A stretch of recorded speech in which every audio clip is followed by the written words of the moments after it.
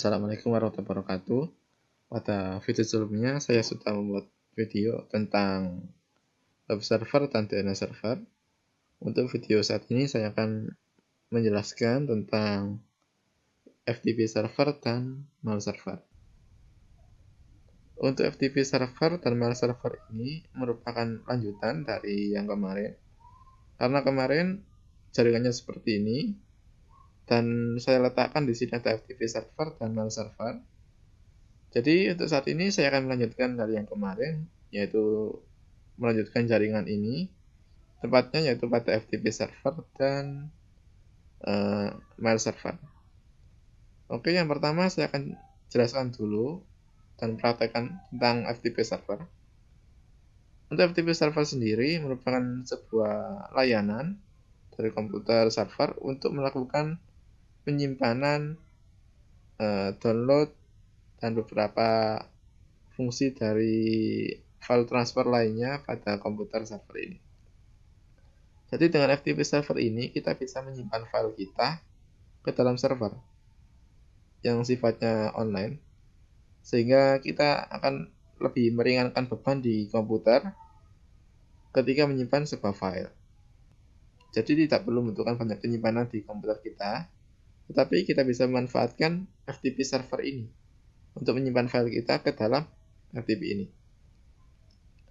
Oke, langsung saja saya akan praktekkan untuk FTP server ini. Pertama, sebelum bisa digunakan, FTP server harus di-install dulu. Buka FTP servernya, kemudian masuk ke service. Oh iya, sebelumnya gini ya. Untuk FTP server ada dua sifatnya, ada yang bersifat secara global dan bersifat lokal. Untuk yang sifatnya global, dia umumnya akan dihubungkan dengan DNS seperti ini agar bisa memudahkan untuk diakses. Sedangkan yang lokal biasanya digunakan untuk jaringan kecil seperti pada sekolah, kantor, dan sebagainya. Yang lokal ini biasanya tidak menggunakan DNS karena dia masih lingkupnya kecil sehingga tidak perlu didaftarkan ke DNS server. Untuk yang praktek kali ini, saya akan mencontohkannya agar dia bisa bersifat global. Sehingga di FTP server ini, alamat IP-nya sudah saya daftarkan ke DNS server ini. Oke, lanjut saja ke penyetaannya. Jadi dibuka ke service ya, buka service, kemudian klik FTP. On-kan dulu FTP-nya. Nah, sebentar, ini tadi bekas percobaan pertama. Defaultnya di Cisco Packet Tracker, di FTP server ini ada yang namanya Cisco dan Cisco. Ini defaultnya, ini default dari user FTP-nya. Tetapi saya akan buat sendiri dengan username yang berbeda.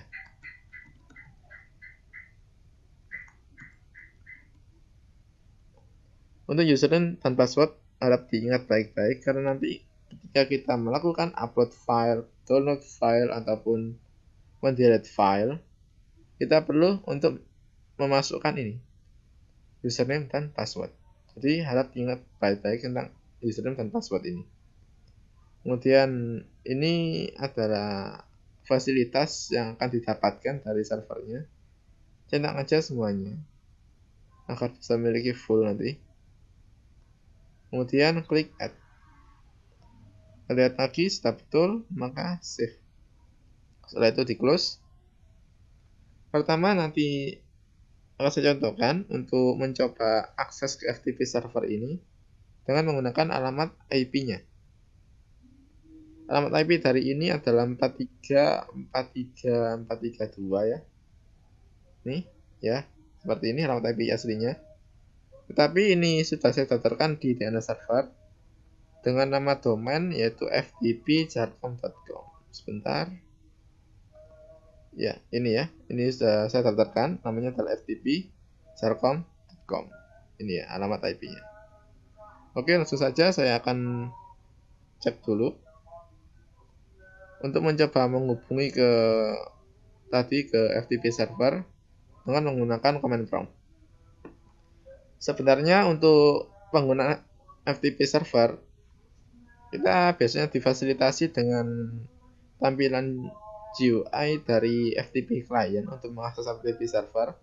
Karena di Cisco Packet Tracker terbatas, jadi ini hanya bisa pakai command prompt untuk mengakses FTP server ini.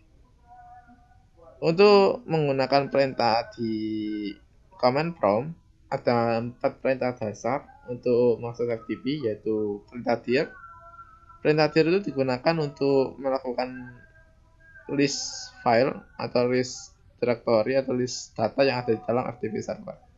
Kemudian ada perintah put, yaitu perintah untuk mengupload file dari komputer klien atau komputer kita ke dalam FTP server. Kemudian ada perintah get, yaitu untuk mendownload file dari FTP server ke komputer klien. Dan yang terakhir ada perintah quit, yaitu untuk keluar dari koneksi FTP server.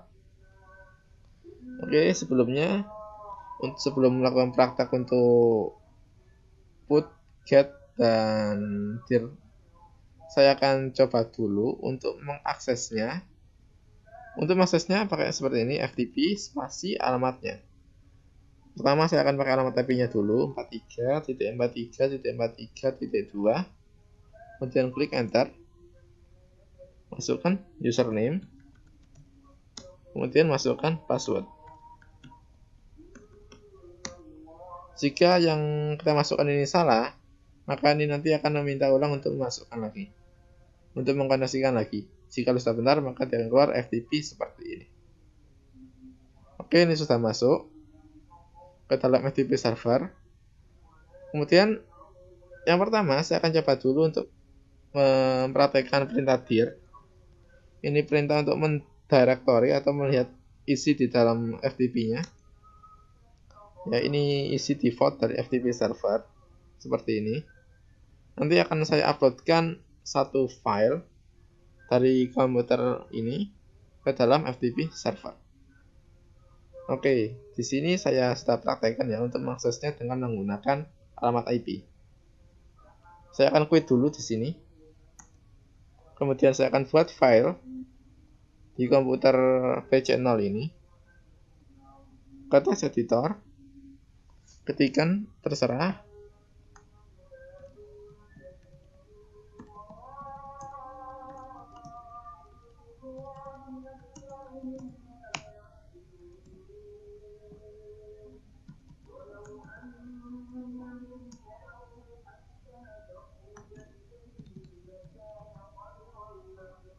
Oke, kemudian klik save.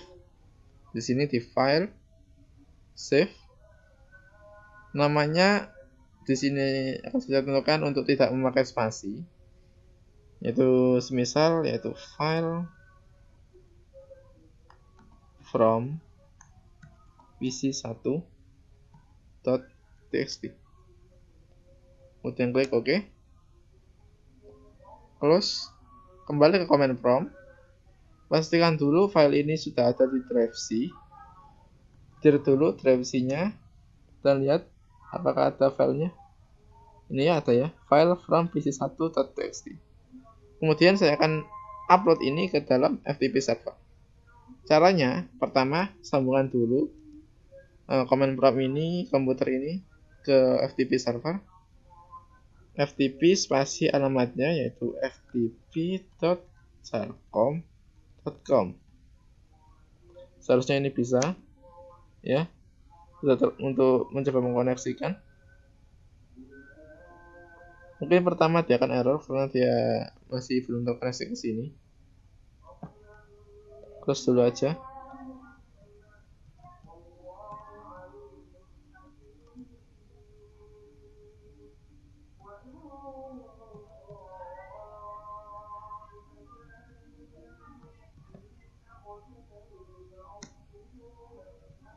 Ini tadi saya coba untuk melookup alamat dari DNS-nya, ternyata sudah tersambung ya. Ini sudah betul, ftp.charcom.com dengan alamat IP-nya yang real adalah ini. Berarti ini seharusnya bisa tersambung. Biasanya untuk pertama kali dia akan error seperti itu dulu. Baru untuk yang kedua biasanya dia akan lancar. Ya, lancar. Kemudian masukkan username, password.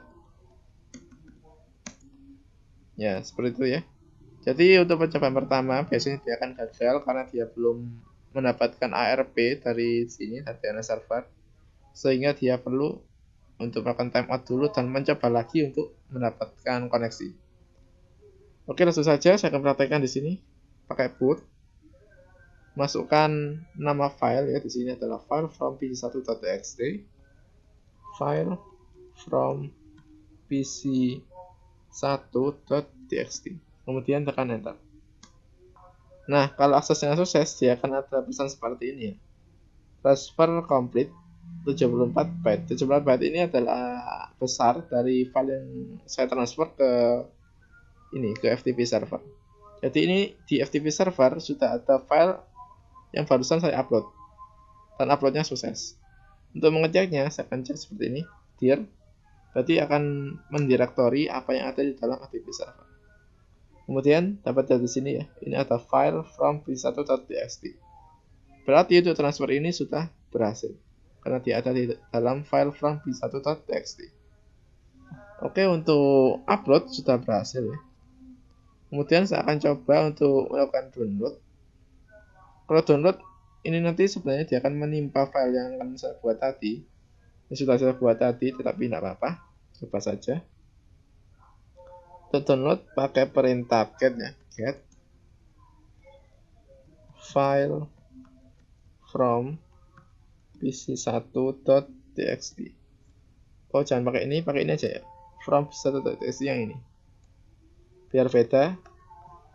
From underscore pc underscore 1.txt. Kemudian tekan enter. Nah, transfer complete ya. Berarti ini sudah ada di dalam komputer PC0 ini. Kemudian saya akan quit dari koneksi. Dan saya akan cek apakah benar file yang ada di download tadi beneran masuk ke komputer PC0. Dir di PC0-nya. Dan dapat lihat di sini beneran ada ya ini. From pc1.txt yang sudah saya download tadi. Berarti untuk download sudah berhasil, upload juga sudah berhasil. Oke, untuk yang di PC 0 ini, saya rasa sudah mewakili kedua PC ini. Dari PC 1 dan PC 2, berarti saya akan coba untuk melakukan hal yang sama kepada salah satu PC di sini, dan laptop ini, serta ponsel ini. Kemudian saya akan close di sini, karena sudah selesai. Maka saya akan coba untuk akses di sini ke PC 3 ya. Desktop, command prompt. Pertama, pastikan dulu apakah di sini ada file yang ingin diupload. Ternyata tidak ada ya. Berarti saya akan buat dulu filenya. Close command prompt, masuk ke text editor, isikan terserah.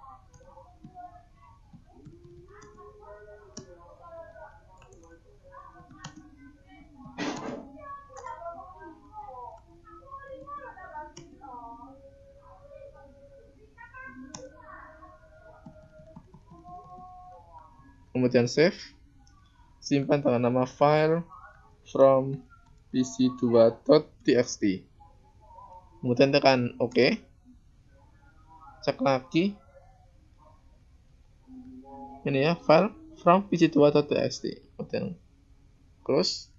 Text editornya di close ya. Kemudian buka command prompt. Dir lagi untuk melihat apakah sudah ada filenya. Ya, sudah ada ya di sini ya. Kemudian saya akan sambungkan dari sini ke FTP server dengan cara yang sama, yaitu FTP spasi ftp.charcom.com. Tekan enter, masukkan username, masukkan password,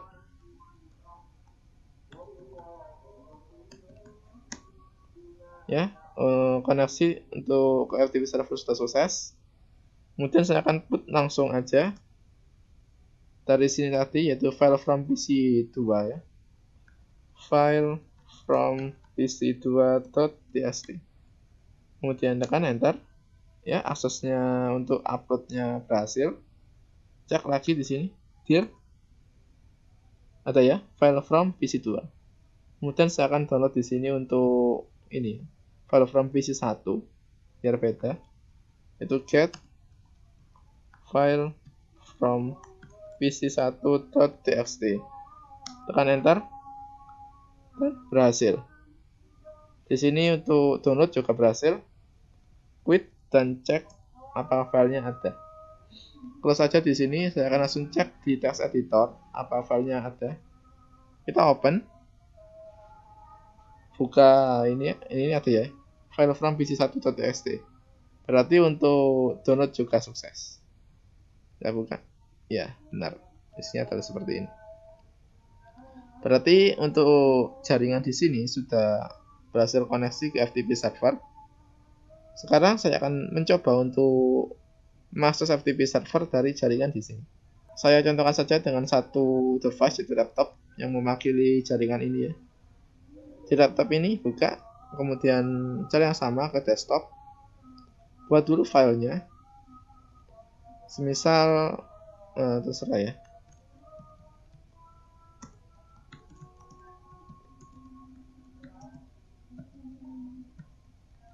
Kemudian simpan.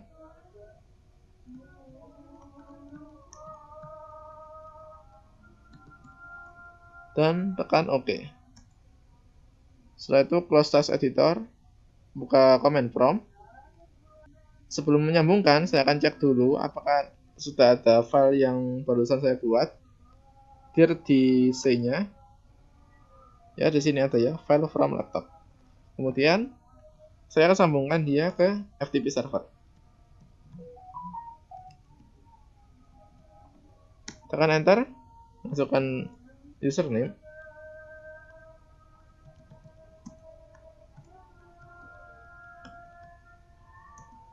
Ya, untuk login ke FTP servernya berhasil. Maka saya akan upload ini file dari laptop ini, yaitu put file from laptop.txt. Enter, transfernya complete. Cek apakah beneran sudah diupload. Ya, ini ada ya, file from laptop. Kemudian saya akan mencoba download dari file yang ada di FTP ini ke dalam laptop. Misalnya itu file from pc2 ya. Get file from pc. Sebentar. Kalau nama filenya tidak sama, dia akan dianggap tidak ada di dalam directory.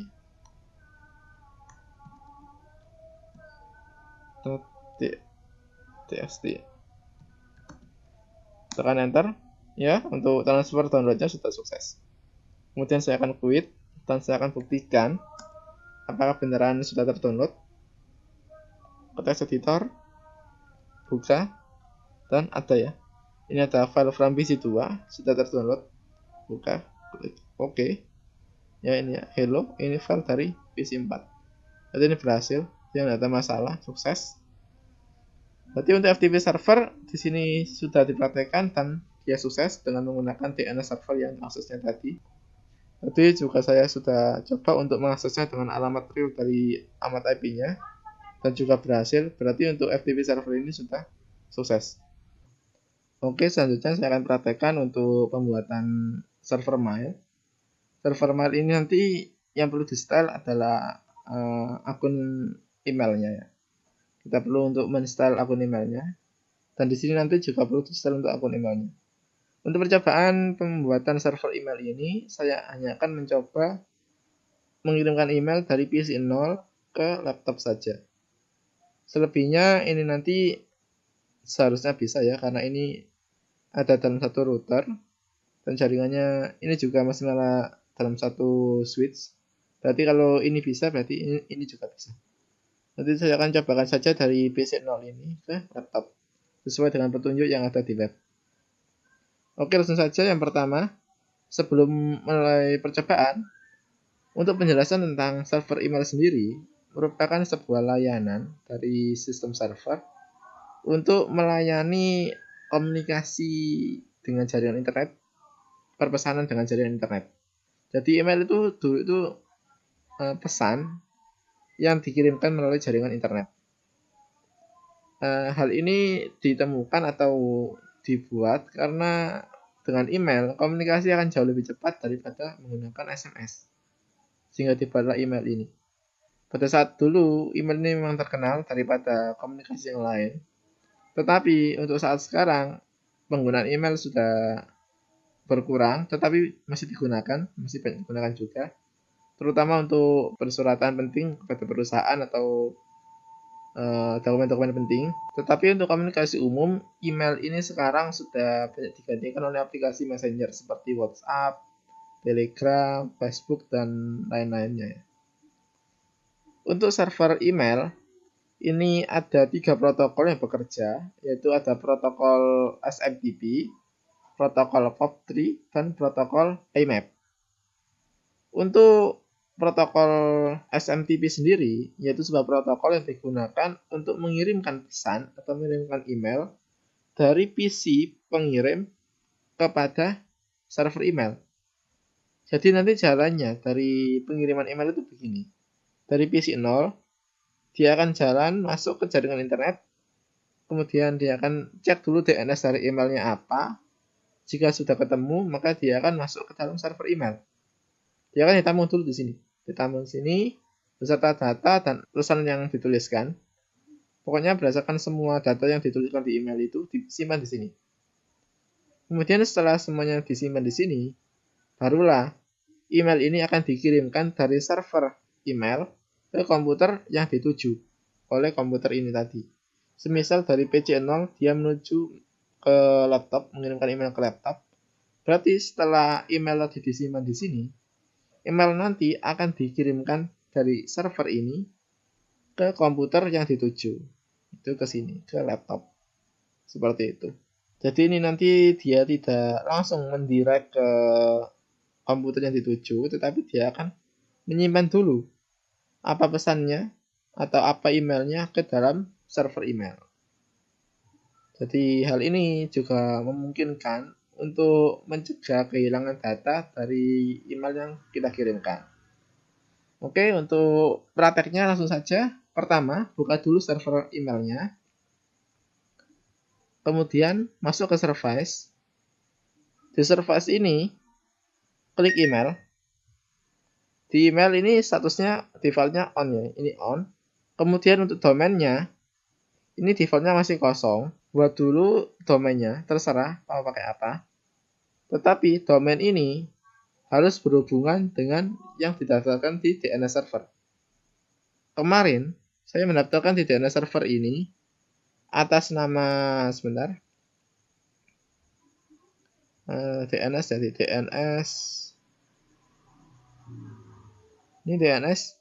Untuk server email, itu alamatnya kemarin itu 434334 ya, kalau nggak salah ya.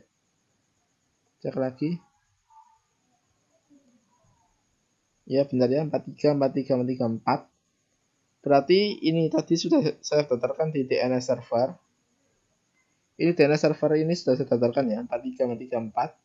Dengan nama domain adalah mail.jarcom.com. Berarti nanti kalau saya melakukan penyetelan terhadap nama domain di sini, di service dari email server, berarti nama domainnya harus sama dengan yang ada di DNS server ini. Jadi untuk membuat server email wajib untuk mendaftarkan domain dari servernya dulu ke DNS. Sehingga ini nanti bisa diakses oleh komputer lain dalam pengiriman email. Jadi ketikkan saja di sini ya, sama persis dengan ini, mail.jarcom.com. Berarti ini nama domainnya. Kemudian daftarkan juga usernya. Pertama set dulu ya, klik set. Kemudian setelah itu baru buat usernya. Semisal di sini ini PC 0, saya namai sebagai PC 1 ya, PC 1.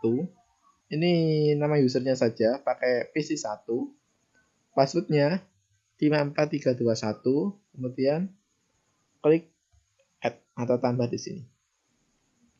Berarti ini sudah saya buat ya untuk user pertama, yaitu PC 1 dengan password 54321. Kemudian buat lagi user kedua, yaitu laptop ya, karena nanti tujuannya hanya dari PC ini ke laptop. Nanti semisal saya namai laptop. Laptop passwordnya sama ya, 54321. Biar mudah. Kemudian klik add. Setelah itu, kalau sudah selesai seperti ini, dan service-nya sudah nyala, berarti ini sudah selesai untuk settingannya. Kemudian di close, ini juga di close.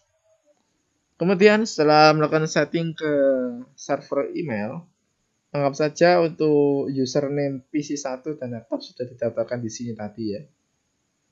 Sekarang saatnya saya melakukan pensettingan email di PC1 ini atau PC0 ini. Karena dasarnya semua PC ataupun perangkat umumnya tidak punya alamat email sebelum diisikan dulu. Jadi di sini saya akan klik email. Kemudian di sini untuk pertama kali saya harus mendaftarkan dulu email yang akan saya pakai di komputer ini. Semisal tadi kalau saya daftarkan di sini usernya adalah PC1, berarti ini adalah PC1 at mail.jarcom.com. Dengan PC1 ini sebagai nama usernya, kemudian pakai at mail.jarcom.com ini adalah nama domain dari server emailnya. Jadi seperti inilah penulisan dari email address-nya. Ini username, diikuti dengan at, diikuti dengan nama domain. Kemudian setelah itu, diisi juga untuk incoming mail servernya, yaitu mail.jarcom.com. Ini incomingnya ini mengarah ke itunya, ke arah ke ini, ke server. Berarti harus sesuai dengan nama domain servernya.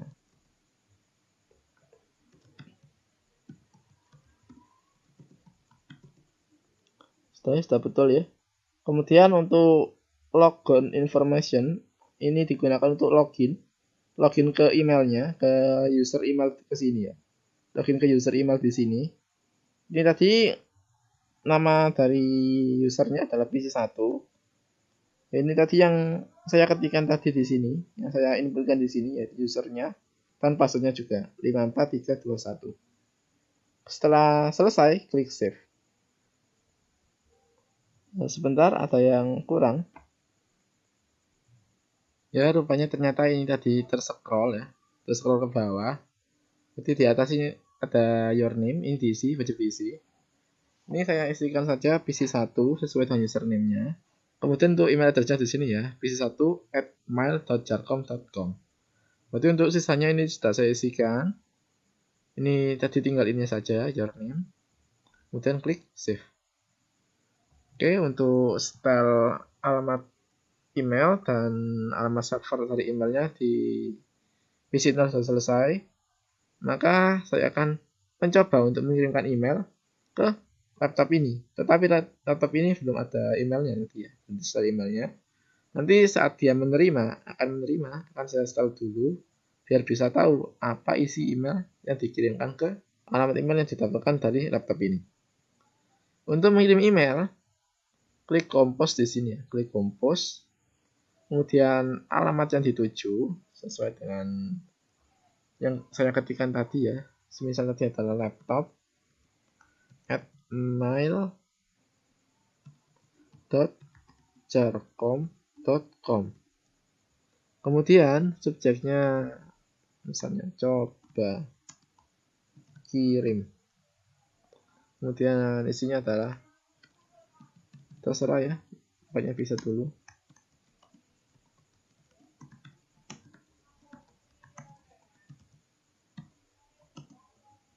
Oke, sudah seperti ini. Kalau sudah, saya akan klik send. Ya, kita lihat di sini. Ternyata setelah diklik send, ada status ini adalah send sukses. Berarti ini untuk email ini sudah dikirimkan ke server emailnya. Berarti dia sudah diterima di server email. Kemudian tinggal server email ini memberikan email yang dikirimkan dari PC ini ke alamat email yang dituju oleh PC tersebut. Karena alamat email yang dituju belum ada di device yang akan dituju, berarti nanti ini masih tertampung di server ini. Belum bisa dibaca oleh komputer yang dituju. Oke, untuk pengiriman sudah berhasil ya. Nanti saya close dulu. Selanjutnya saya akan install dulu untuk email di laptop ya. Buka laptopnya, masuk ke desktop, pilih menu email. Sama seperti tadi, masukkan name, jangan lupa seperti tadi ya, laptop. Name ini sama saja dengan username. Dan untuk email address-nya sama ya, laptop@mail.com. Sebentar, ada kurang add-nya ya. Oke, sudah. Kemudian masukkan incoming mail server. Ini sama juga, mail.com, karena ini ada domain dari server emailnya. Username-nya tadi adalah laptop. Dan passwordnya adalah 54321. Kemudian klik save. Kalau sudah diklik save ini, kemudian kita masuk ke sini dan mengklik salah satu tombol ini, berarti kita sudah berhasil login ke dalam email.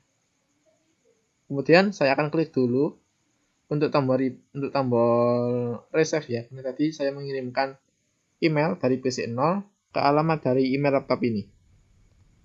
Oke, saya akan klik dulu resave. Ya, ada ini ya.